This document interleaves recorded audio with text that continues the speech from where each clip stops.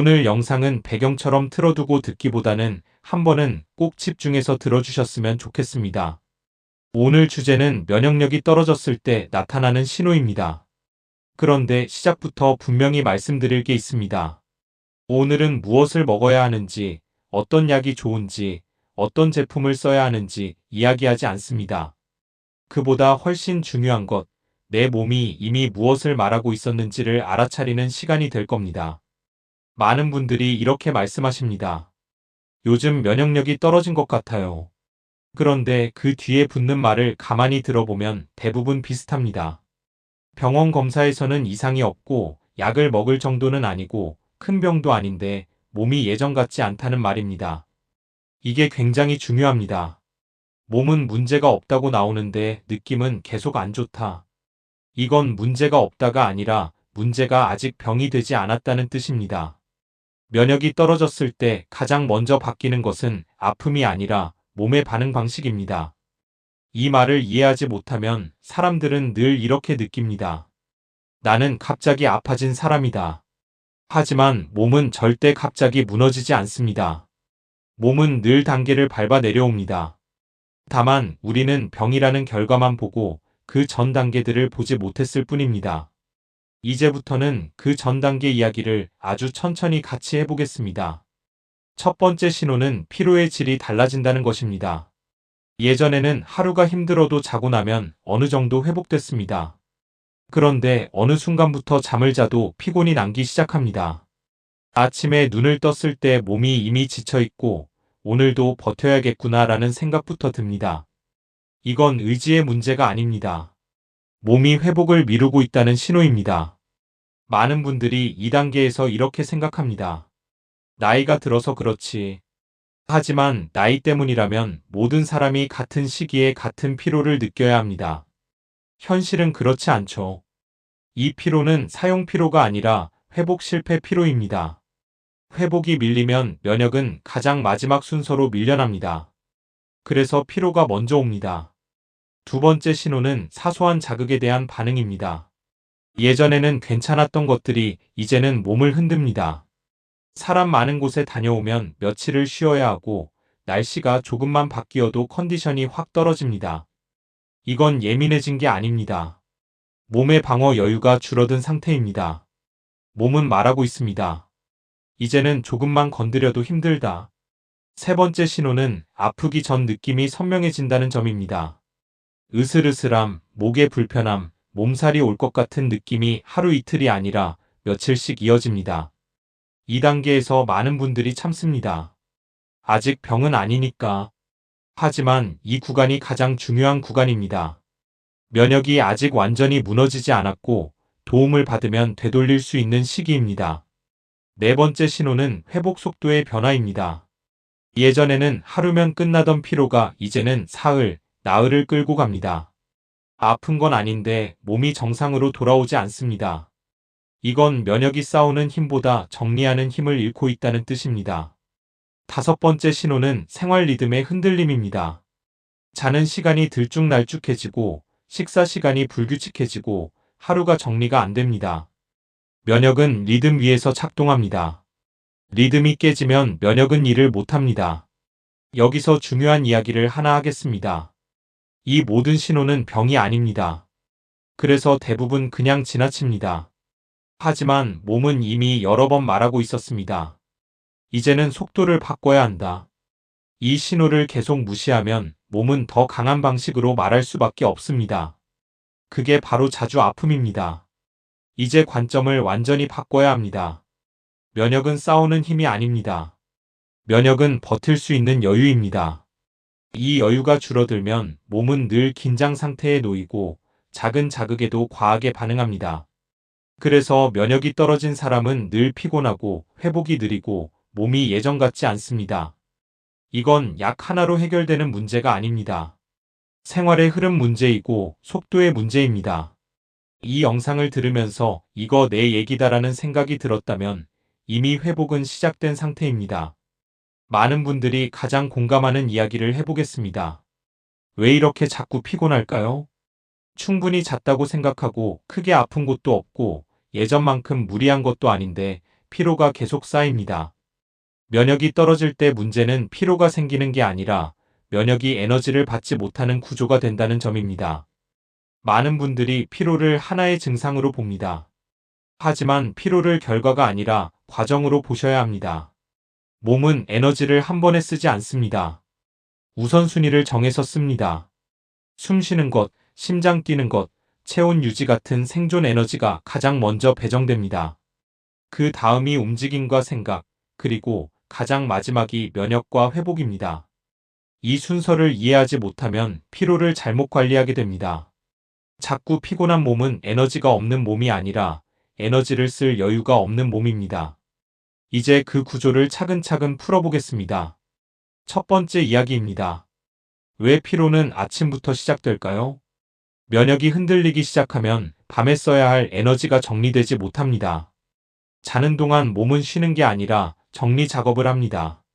그 정리가 끝나지 않으면 아침에 에너지가 이미 부족한 상태로 시작합니다. 그래서 하루 종일 에너지가 없는 느낌을 끌고 갑니다.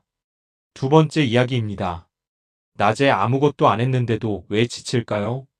이건 몸이 항상 긴장 상태에 있기 때문입니다. 면역이 에너지를 못 받으면 몸은 방어 모드로 들어갑니다. 방어 모드는 항상 준비 상태입니다. 준비 상태는 에너지를 많이 씁니다. 그래서 특별히 한 게 없어도 몸은 계속 소모됩니다. 세 번째 이야기입니다. 왜 쉬어도 회복이 안 될까요? 많은 분들이 쉰다는 걸 아무것도 안 하는 걸로 생각합니다. 하지만 회복은 정리되는 시간이지 멈춰있는 시간이 아닙니다. 면역이 에너지를 못 받는 몸은 쉬는 시간에도 정리가 안 됩니다. 그래서 쉬어도 개운하지 않습니다. 네 번째 이야기입니다. 왜 피로가 감정부터 건드릴까요? 에너지가 부족하면 몸은 가장 먼저 감정 조절을 줄입니다. 그래서 이유 없이 예민해지고 사소한 일에 지치고 혼자 있고 싶어집니다. 이건 성격 문제가 아니라 에너지 배분 문제입니다. 다섯 번째 이야기입니다. 왜 이 상태가 오래가면 자주 아프게 될까요? 면역은 에너지가 남을 때 일을 합니다. 항상 남는 게 없으면 면역은 뒤로 밀립니다. 그러면 작은 바이러스에도 몸이 바로 반응합니다. 자꾸 피곤한 몸은 더 자야 하는 몸이 아닙니다. 에너지를 더 넣어야 하는 몸도 아닙니다. 에너지가 새는 구조를 먼저 봐야 하는 몸입니다. 이걸 보지 않으면 아무리 좋은 걸 먹어도 아무리 쉬어도 피로는 반복됩니다. 지금까지 이야기한 내용 중에서 가장 많은 분들이 이거 딱 내 얘기다라고 예상되는 부분을 이야기해 보겠습니다. 바로 사소한 자극에 예민해지는 몸의 변화입니다. 면역이 떨어지면 몸은 예민해지는 게 아니라 버틸 여유를 잃습니다. 이 말을 끝까지 이해하시면 지금까지 스스로를 너무 몰아붙였다는 걸 알게 되실 겁니다. 많은 분들이 이렇게 말합니다. 요즘 제가 너무 예민해졌어요. 그런데 자세히 들어보면 이렇게 이어집니다. 사람 많은 곳에 다녀오면 유난히 지치고 조금만 소음이 있어도 머리가 아프고 사소한 말에도 마음이 확 내려앉는다는 이야기입니다. 여기서 대부분 자기 탓을 합니다. 내가 성격이 변했나? 마음이 약해졌나? 하지만 오늘 분명히 말씀드리겠습니다. 이건 마음의 문제가 아니라 몸의 여유 문제입니다. 이제부터는 왜 이런 변화가 생기는지 아주 천천히 풀어보겠습니다. 먼저 하나 질문 드리겠습니다. 몸이 정말 튼튼할 때를 떠올려 보세요. 조금 시끄러워도 웃으면서 넘길 수 있었고, 하루 일정이 길어도 마지막까지 버틸 수 있었고, 사소한 말 한마디에 마음이 크게 흔들리지 않았습니다. 그때는 성격이 달랐기 때문이 아닙니다. 몸에 여유가 있었기 때문입니다. 면역이 떨어지기 시작하면 몸은 항상 방어 상태로 들어갑니다. 방어 상태라는 건 늘 긴장하고 있다는 뜻입니다. 긴장 상태에서는 모든 자극이 더 크게 느껴집니다. 소리는 더 시끄럽고 빛은 더 피곤하고 사람의 말은 더 날카롭게 들립니다. 이게 바로 예민해졌다고 느끼는 첫 번째 이유입니다. 두 번째 이유는 에너지의 문제입니다. 몸의 에너지는 항상 우선순위로 배분됩니다. 면역이 에너지를 못 받는 상태에서는 감정 조절과 자극 완충에 쓸 에너지가 남지 않습니다. 그래서 평소에는 아무렇지 않던 일에도 바로 반응하게 됩니다. 이건 참을성이 줄어든 게 아니라 완충 장치가 사라진 겁니다. 세 번째 이유는 회복 속도의 문제입니다. 자극을 받았을 때 회복이 빠르면 몸은 금방 원래 상태로 돌아옵니다. 하지만 회복이 느려지면 자극의 영향이 오래 남습니다. 그래서 아침에 있었던 일이 저녁까지 마음에 남고 하루 전 일이 이틀, 사흘 동안 몸에 남아 있습니다. 이게 반복되면 사람은 이렇게 느낍니다. 나는 요즘 항상 예민하다. 하지만 정확히 말하면 항상 회복되지 않은 상태입니다. 이제 아주 중요한 이야기를 하나 하겠습니다. 사소한 자극에 예민해지는 건 면역이 이미 몸 전체에 영향을 미치기 시작했다는 신호입니다. 아직 병은 아니지만 몸은 분명히 말하고 있습니다. 이제는 그냥 넘기기에는 여유가 없다. 이 단계에서 많은 분들이 또 하나의 실수를 합니다. 예민해진 자신을 억지로 눌러버리는 겁니다. 이 정도로 힘들어하면 안 되지. 참아야지. 하지만 이건 몸의 신호를 다시 무시하는 행동입니다. 그 결과 몸은 더 강한 방식으로 신호를 보냅니다. 두통, 소화 불편, 잠설침, 심하면 잔병 치레로 이어집니다. 이제 예민함이 어디서 가장 먼저 나타나는지 구체적으로 보겠습니다. 첫 번째는 소음과 사람입니다. 사람 많은 곳에 다녀오면 이상하게 몸이 먼저 지칩니다. 대화는 즐거웠는데 집에 오면 아무것도 하기 싫어집니다. 이건 사회성이 떨어진 게 아니라 에너지 소모가 예전보다 훨씬 크다는 뜻입니다. 두 번째는 날씨와 온도 변화입니다. 비 오기 전 기온이 바뀔 때 몸 상태가 먼저 흔들립니다. 이건 기분 문제가 아니라 자율 조절 능력이 약해졌다는 신호입니다. 세 번째는 감정 기복입니다. 기쁘다가도 금방 지치고 괜히 서운해지고 혼자 있고 싶어집니다. 이건 우울증도 아니고 성격 변화도 아닙니다. 몸이 더 이상 감정을 지탱할 힘이 없는 상태입니다. 여기까지 들으시면서 이런 생각 드셨을 겁니다. 그럼 나는 이미 많이 망가진 건가? 아닙니다. 이 단계는 아직 되돌릴 수 있는 구간입니다. 왜냐하면 몸은 아직 말로 신호를 보내고 있기 때문입니다. 병이 되면 몸은 말을 멈춥니다. 하지만 지금은 계속 말하고 있습니다. 조금만 속도를 늦춰달라. 조금만 여유를 달라. 예민함은 약해짐이 아니라 경고입니다. 이 경고를 이해하면 다음 단계로 넘어가지 않을 수 있습니다. 지금부터 회복 속도가 느려질 때 몸에서 나타나는 면역 신호에 대하여 이야기해 보겠습니다. 많은 분들이 이렇게 말씀하십니다. 예전보다 회복이 느려졌어요. 그런데 이 말을 그냥 나이 탓으로 넘겨버립니다. 회복 속도가 느려졌다는 건 몸이 약해졌다는 뜻이 아니라 정리할 여유가 사라졌다는 뜻입니다. 이 차이를 이해하지 못하면 사람들은 계속 자기 몸을 몰아붙입니다. 예전엔 됐는데 왜 지금은 안 되지? 하지만 몸은 안 되는 게 아니라 이미 다른 상태에 들어간 겁니다. 이제부터는 회복이 느려진다는 게 구체적으로 무엇을 의미하는지 하나씩 풀어보겠습니다. 먼저 질문 하나 드리겠습니다. 요즘 이런 경험 있으신가요? 하루 무리하면 이틀, 사흘이 힘들고 주말에 쉬어도 월요일이 개운하지 않고 몸이 원래 자리로 돌아온 느낌이 잘 안 듭니다. 이게 바로 회복 속도 저하의 가장 대표적인 모습입니다. 이 상태를 많은 분들이 이렇게 오해합니다. 체력이 떨어졌다.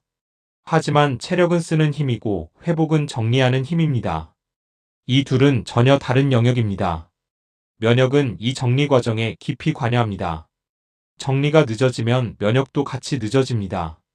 그래서 회복 속도가 느려진 사람은 항상 이런 느낌을 가지게 됩니다. 완전히 괜찮아진 적이 없다. 이제 회복이 어디서부터 느려지는지 구체적으로 보겠습니다. 첫 번째는 피로 회복입니다. 예전에는 잠만 자면 어느 정도 풀렸던 피로가 이제는 남습니다.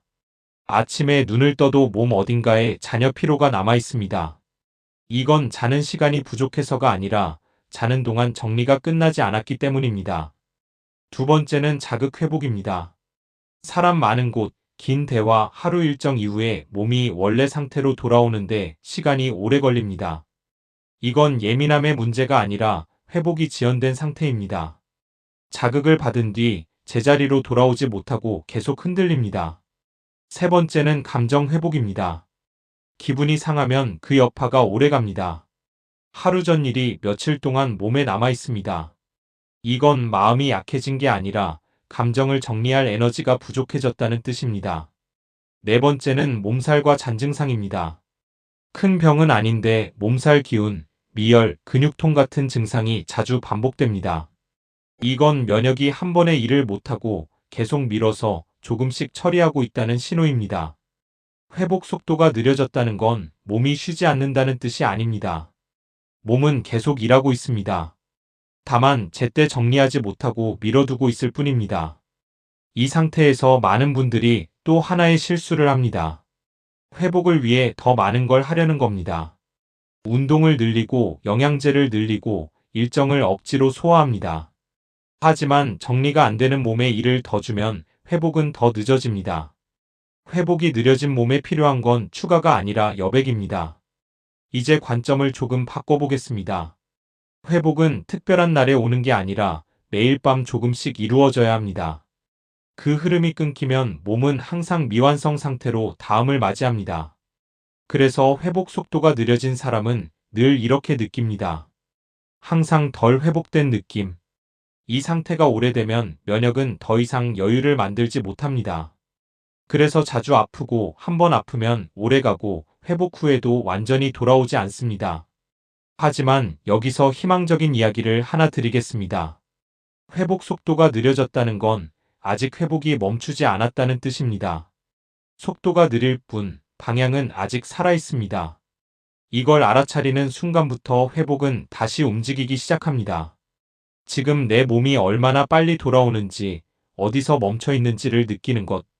그게 우리의 목표입니다. 몸은 갑자기 아프지 않습니다. 작은 증상을 반복하다가 더 이상 말이 통하지 않을 때 아픔으로 넘어갑니다. 많은 분들이 이렇게 말합니다. 큰 병은 없어요. 그냥 잔잔하게 불편할 뿐이에요. 두통이 자주 오고 속이 자주 더부룩하고 몸살 기운이 왔다 갔다 하고 피부가 괜히 예민해지고 잠이 깊지 않습니다. 그래서 이렇게 정리합니다. 나이 들면 다 그렇지 뭐. 하지만 오늘은 그 말을 여기서 멈추겠습니다. 작은 증상이 반복된다는 건 몸이 같은 말을 계속하고 있다는 뜻입니다. 다만 우리가 그 말을 듣지 않았을 뿐입니다. 이제 왜 작은 증상이 반복되는지부터 차근차근 보겠습니다. 면역이 떨어지기 시작하면 몸은 한 번에 문제를 해결하지 못합니다. 그래서 조금씩 처리합니다.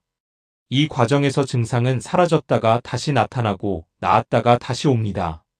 이걸 우리는 컨디션 탔다라고 말합니다. 하지만 정확히 말하면 문제가 해결되지 않고 미뤄지고 있는 상태입니다. 이제 가장 흔한 작은 증상들을 하나씩 보겠습니다. 첫 번째는 두통과 머리 묵직함입니다. 심하지 않아서 약을 먹을 정도는 아니지만 머리가 맑지 않습니다. 이건 뇌의 문제가 아니라 회복이 덜 된 상태에서 하루를 계속 이어가고 있다는 신호입니다. 두 번째는 소화 불편과 더부룩함입니다. 많이 먹은 것도 아닌데 속이 불편하고 배가 잘 꺼지지 않습니다.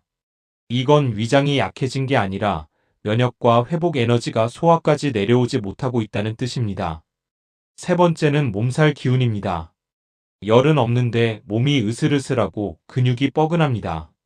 이건 감기 전 단계가 아니라 면역이 일을 미루고 있다는 전형적인 신호입니다.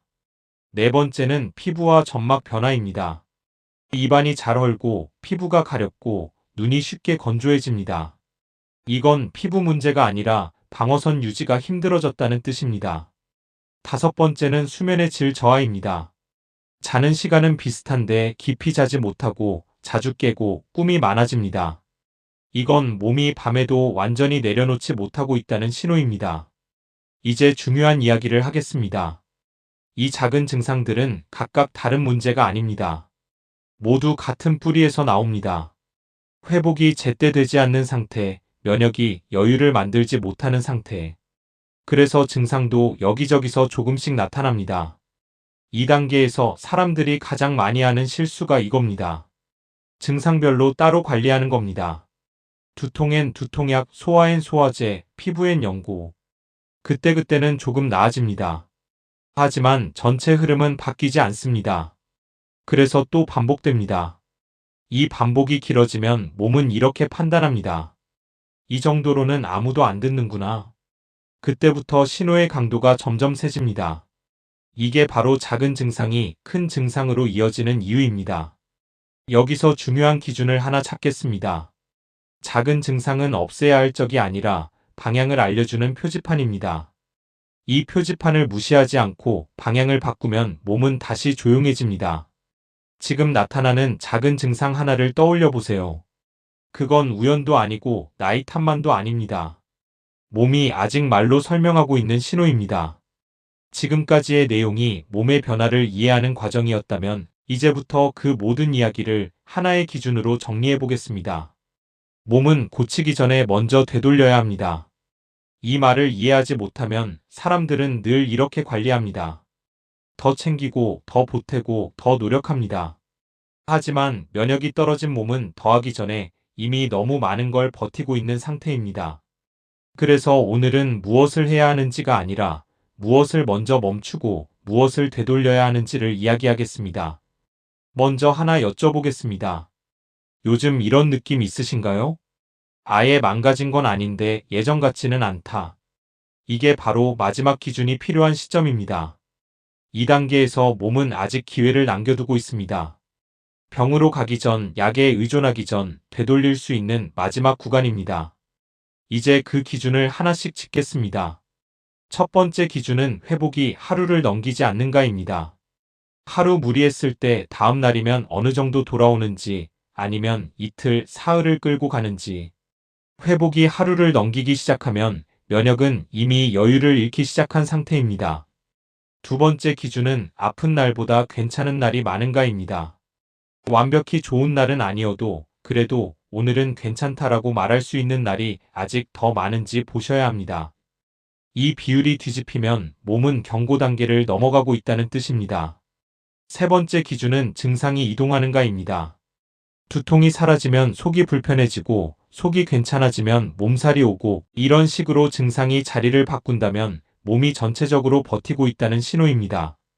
네 번째 기준은 참고 넘기는 게 습관이 됐는가입니다. 이 정도는 참을 수 있지. 남들도 다 그러잖아. 이 말이 입에 붙어 있다면 이미 몸의 신호를 너무 오래 미뤄왔다는 뜻입니다. 다섯 번째 기준은 회복보다 준비가 먼저인가입니다. 아프지 않으려고 항상 대비하고 무너지지 않으려고 늘 긴장하고 있다면 몸은 이미 방어 모드에 고정돼 있습니다.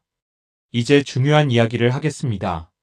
이 기준들 중 두세 가지가 겹친다면 몸은 지금 되돌림이 필요한 상태입니다. 여기서 사람들이 가장 많이 하는 실수가 바로 이겁니다. 지금부터 관리하면 되지. 그래서 운동을 늘리고 영양제를 늘리고 일정을 더 조심합니다. 하지만 방향이 틀리면 관리도 부담이 됩니다. 면역 회복의 시작은 관리 추가가 아니라 부담 제거입니다. 이제 되돌림의 핵심 원칙을 말씀드리겠습니다. 첫째, 속도를 낮추는 게 게으름이 아니라 회복의 기술이라는 점입니다. 둘째, 증상을 없애려 하기보다 증상이 필요 없게 환경을 바꾸는 겁니다. 셋째, 하루 컨디션의 평균을 올리는 데 집중하는 것입니다. 면역은 하루 컨디션의 평균 위에서 작동합니다. 가끔 좋은 날이 아니라 대부분 무난한 날을 만드는 게 목표입니다. 면역 회복은 강해지는 과정이 아니라 제자리로 돌아오는 과정입니다. 이미 내 몸은 방법을 알고 있습니다. 다만 속도를 너무 올렸고 참는 걸 너무 오래 했고 신호를 너무 많이 미뤄왔을 뿐입니다. 오늘 이 영상을 들으면서 이제 뭘 해야겠다보다는 이제 뭘 덜 해야겠다라는 생각이 들었다면 이 영상은 제 역할을 다한 겁니다. 영상이 유익하셨다면 구독과 좋아요를 눌러주세요. 지금까지 면역력이 떨어졌을 때 나타나는 신호에 대한 이야기를 끝까지 함께 해주셔서 진심으로 고맙습니다.